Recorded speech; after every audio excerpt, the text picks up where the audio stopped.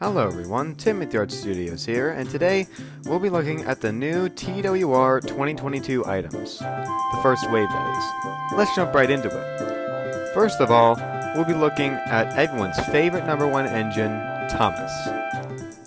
Thomas is represented greatly in this line. His proportions are looking good. He has great rivet detail and just detail in general. And it's a great item to be able to start out with kids to see if they'll like the line. Many people have gripes with the CGI face. Personally, I think it looks fine. I also think that the wheels look fine.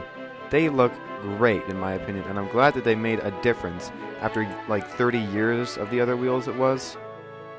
The Fireblocks glow is a must-have and a great little detail. The top looks very nice, with boiler bands, a nice coal load. The smoke box also looks really nice. Overall, I have to say that Thomas is a great introductory to the line, and I definitely recommend him. Next up, we have Percy. Percy, as we know, is small, and after 30 years, we finally get a small wooden railway Percy. And let me tell you, Percy is a great model.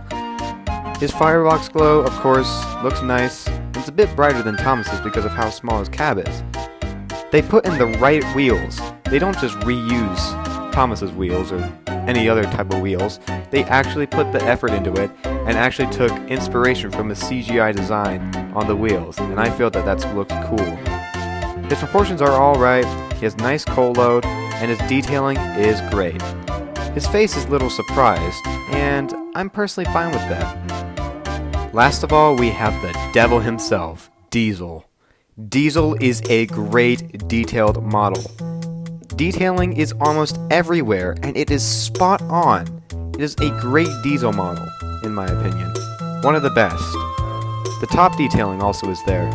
Then that shows how much effort went into these toys. The face, I love the smug look. It just looks so right for Diesel. I think these guys look great. Now let's move on to the next engine. Next up, we'll be looking at Gordon. Let's take a moment to look at the packaging. I feel the packaging is a great design choice. How you're able to pull out the tab on the side, just so parents or children can see if they want that particular engine, is genius. The Thomas Wooden Railway logo is back in business. The top shows the logo again and a little bit of track, and on the back is just all the licensing info. Let's open him up. On the left side, there is just a little bit of tape that you can remove, and the engine can be set free of its packaging. Well, almost. Also on the box, the Wooden Railway logo is on the back. That's cool. Engines are held in with strings so they don't fall out when you open up the box to take a peek at them. These can be cut out with scissors, and let me say, this is not easy. You have to literally make sure that you are on the right part of the string, otherwise you could damage the model. Here you can see me struggling and battling with the tender string. Luckily, however, I did get it out in the end. Let's look at Gordon. Gordon is a fantastic model. His correct wheel configuration is really what sells me.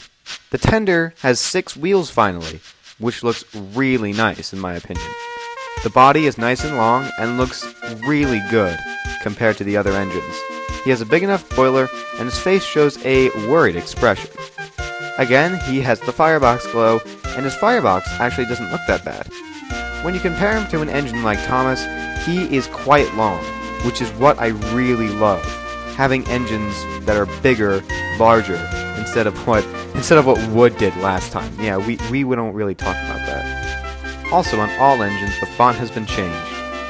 And here's the product code. With that out of the way, let's look at the final 2 engines.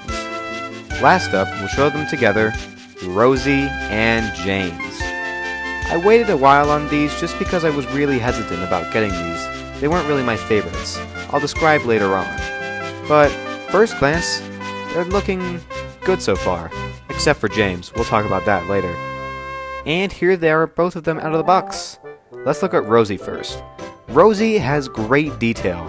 Her tanks are sloped, however her boiler is not. Also, her boiler is larger than her smoke box. That's not really cool in my opinion. She has the nice firebox glow, and the red wheels, for some reason, their detail kind of fades away. I don't know how this is the case, but it's not really fun. I've seen a photo on Twitter of them almost fade away after 24 hours, so just saying, be careful with your Rosies. The top looks nice with 3 domes, nice gold boiler bands, and a little piece on top. Her face has her normal little smiley face with her blushed cheeks and her freckles. I'm guessing that's what they are. Correct me if I'm wrong. Overall, Rosie isn't as bad as I expected her to be. Now, let's talk about the elephant of this new line. James the Red Engine, aka a bad model. There are a couple good things. His detailing looks really nice, and it looks crisp.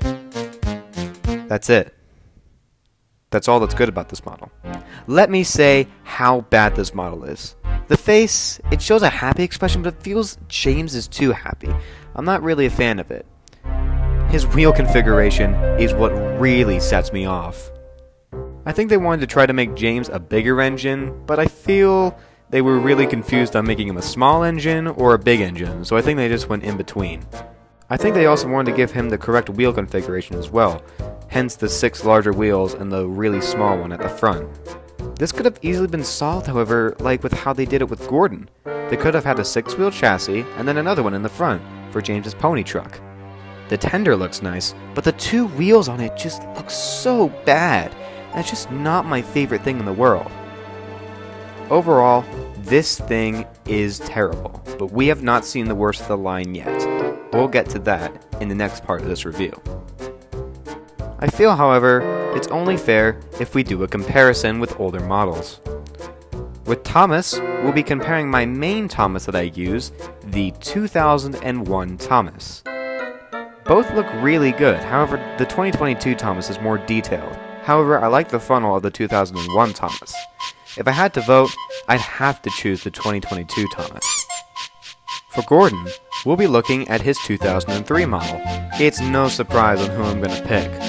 Due to the great proportions, the 2022 Gordon is winning. James, we're going to be looking at his 2003 model for comparison. James in 2003 is a medium-sized engine. However, the other one is not. Because of how much I despise the new James, I have to go with the 2003 one. Sorry, James fans. Next up is Percy. We'll be comparing him with the 2001 version. Because of how detailed and small the 2022 version is, I have to go with that one. Next up is Rosie, and we will be comparing her with her other red variant, which is her previous wood variant. To be honest, it was actually a little bit of a choice. One's super detailed, the other has some detail, but it's not as flash, and the other one has some problems too. In the end, I just chose the 2022 Rosie because I'm not really the biggest fan of wood. Finally, Diesel will be comparing him with his 2001 model. We can totally see how much detail went into this. Even comparing Diesel to a later 2005 variant, you can see how much work went into the 2022 Diesel. 2022 all the way. Another comparison for Thomas, his 2013 model.